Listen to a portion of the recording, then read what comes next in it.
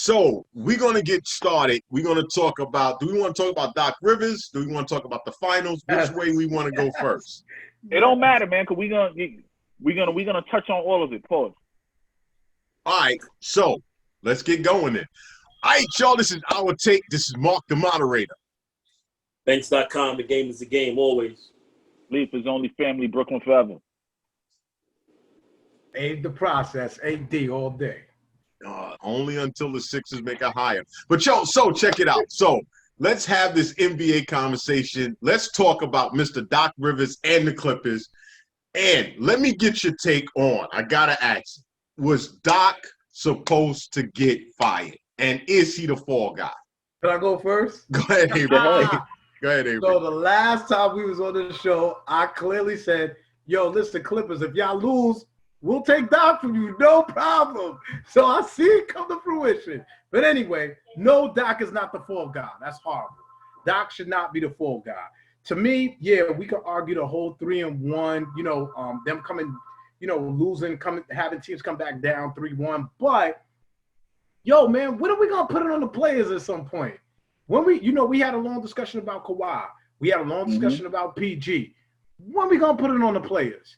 So, look, they had plenty of opportunities to win Game 7, in my opinion. They had a bad shooting night. It's just so happened that Kawhi chose to have his worst game on Game 7. The game before that, they were up. The game before that, they were up. So I know the argument is always going to be, well, coaching, you should be able to coach somebody up or coach a team up and get them over the hump. Down, up 3-1, there's no reason why, obviously you should lose. If you want to hang that series loss on Doc, all good. But I don't think that you go the route of firing the dude. I just don't think it was time, in my opinion. But, who am I? I don't think it was the right time to fire him. Next up. Oh, yeah, he deserves to get fired. He got fired right on cue. It should have happened a week. It should have happened as soon as the game was over. They took too long. You got to think about it. Doc has had teams that people thought would make it to the Western Conference Finals and definitely, to the NBA Finals and definitely the Western Conference Finals, right? A 3-1 lead has been blown in NBA history in the playoffs 13 times. Doc Rivers has been a part of it 3 times, bro, with teams that people had high expectations for. So, yeah, at some point, he's the common denominator. And you're right. As you and Mark stated, if they lose Game 7, the players get killed.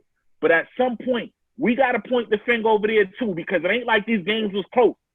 Up 19, up 16, and you did not adjust to what Denver was doing while Denver adjusted to you. And at the end of the day, you're the alleged Hall of Fame coach. We talk about coaching is important all the time. You are looked at one of the best coaches in the game, bro. You blew it. All right, Banks, what you gonna say? Yeah, I agree with Leaf, man. It was right on time. And you got to look at it that Doc has been there for 7 years. This is not the first team that they thought was good enough to at least compete for a championship. He was there for the Chris Paul years, Blake Griffin. And they blew a 3-1. They blew a 3-1 too, man. That alleged big three with DeAndre Jordan being the third member of that big three. You underachieved, man. 3-1. The only thing I would give him a small pass for is this bubble situation. You've never seen a 3-1 lead blown in the playoffs in one single playoff. This bubble situation kind of created I don't think Denver goes to LA and comes back from down 3-1. Crowd does play a major factor. You have to create your own energy and stuff like that. But yeah, you've been there for 7 years, and have they even played in the Western Conference Finals, the Clippers? Absolutely not. No, they never made it to the finals. You had a team with a Hall of Fame point guard, which was what Blake Griffin was considered they called that team a big three.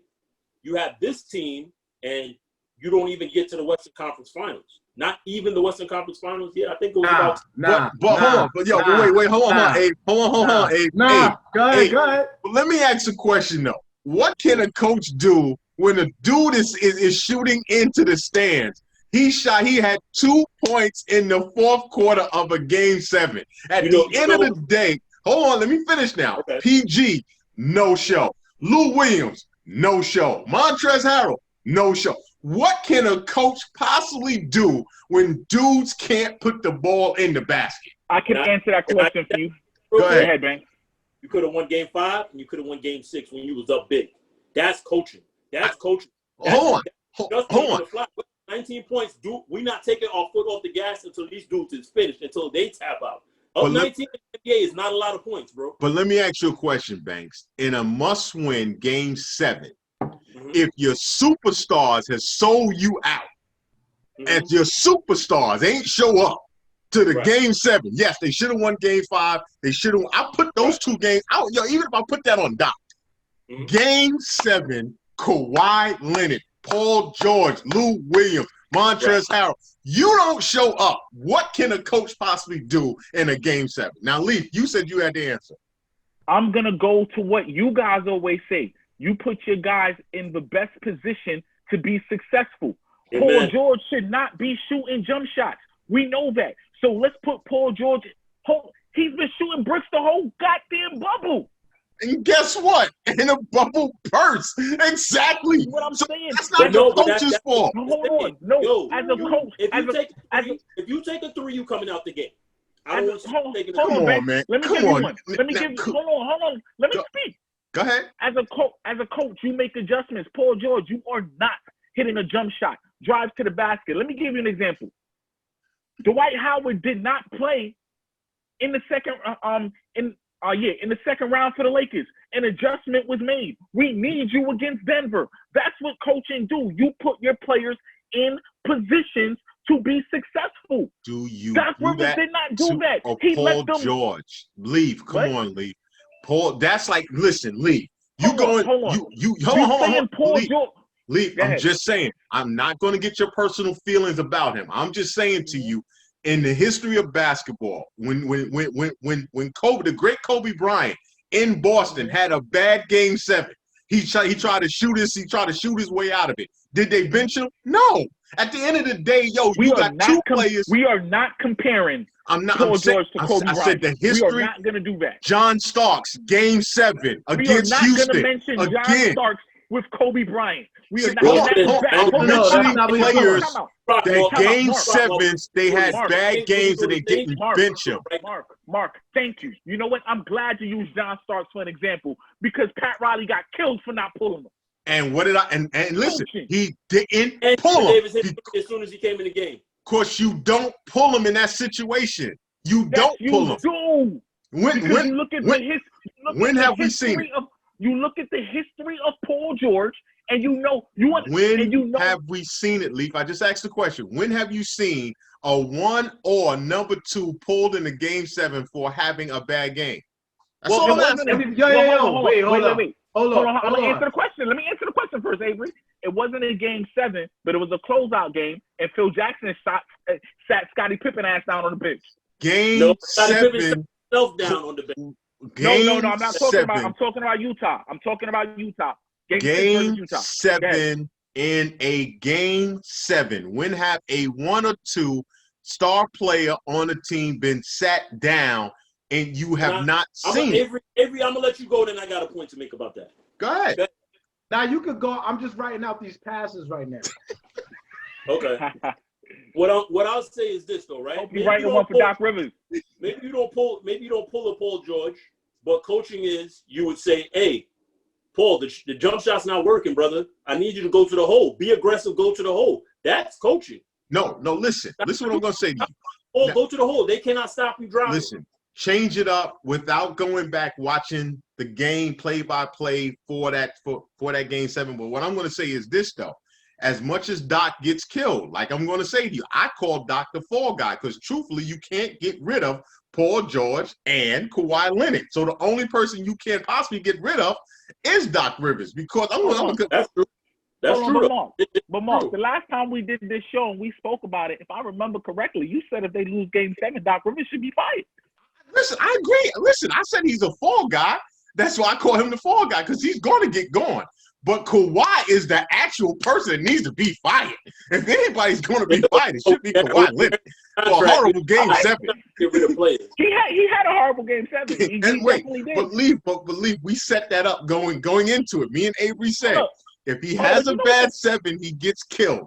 Of course, yes. So, of course, but you know what's so crazy though? To sit here and look at Avery say these things about players when he doesn't blame his players for nothing. It's all the coach. Don't do that. Don't do that. Don't do that. Ooh. I don't know what your affiliation is with Paul George and Kawhi, but don't do that. Okay. That's I have shots no fired. affiliation with Paul George. That's shots fired. First of all, no, that's fine. I got a bulletproof vest, so this is all good. Let me start by saying this. I agree with you that, does the coach take blame? I never said that Doc doesn't take blame. I just said I felt the timing was bad. I don't think that it was time to fire him. That's just me. I don't think that Avery, here's why. Let me that. It's been 7 years of underachieving. This is his first year with Paul George and Kawhi, right? This is his first year with Paul George and Kawhi. Let's be clear about that. That's A. Secondly, as customarily, what my issue was with my squad is, wait a minute, on a normal team, you ask the coach first, right? And then you have the players take accountability. They took away Jimmy for the sake of Brett Brown, which I'm still lost at. So we're not going to make this about the Sixers, man. But we're I'm just not going to saying, do that. I just wanted to make a point that you're contradicting yourself. My point is that if you start looking at what Doc did, I'm sorry, you got 2 quote unquote, or let's call them 1.5 superstars in your team. Those dudes got to show up in the fourth quarter. I'm sorry. They got to show up. You had 3 shots to win 1 game. And every game, particularly Paul George, Kawhi last game, but particularly Paul George, he ain't doing nothing. That's not on Doc. You know what I'm saying? Like, that's not on Doc. But Avery, you're missing the point. You're just looking at 1 year. We're looking at 7. I'm looking at 1 year with George and Kawhi. Leave. I think you have the hangover with the fact that CP3 was there with the Clippers and that they didn't win. And now it's time. It's the common denominator, bro. But I got another point, though. But Lee, let me make another point. All these players we talk about, Doc had these players. Tell me what all those players did without Doc. Tell me what all those players did without. Tell me what. Kawhi won a championship. Who? Kawhi won a championship. What you said? Kawhi won a couple championships. No. I'm talking about the team, the guys that left. Don't do that. I'm talking about the guys that left. Oh, that's not what you said. The Griffins. Tell me what they did without Doc. After they left Doc, what have they done? What did CP3 do without Doc? Are you really asking that question? He just took. Y'all had the check engine light on. Remember, we had that conversation. Yeah, but they got knocked out in the playoffs. He didn't do nothing. That's what I'm saying. No. And Doc ain't do nothing with monster squads. I agree with y'all. Doc is still, listen, Doc is still living off that championship with Boston. I'm not going to disagree with that. Everyone is. I'm not going to disagree with that. Paul Pierce, all of them are. But he's a good coach, and I don't think that at this time.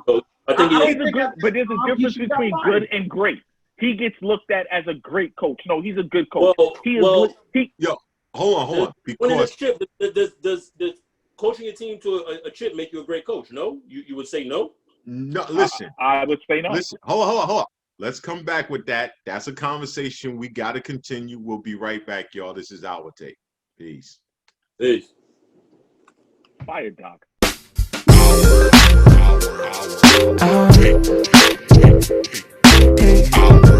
This is Our Take. This is Our Take. This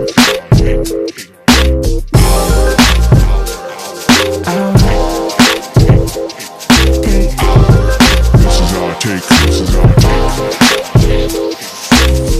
This is Our Take. This is Our Take.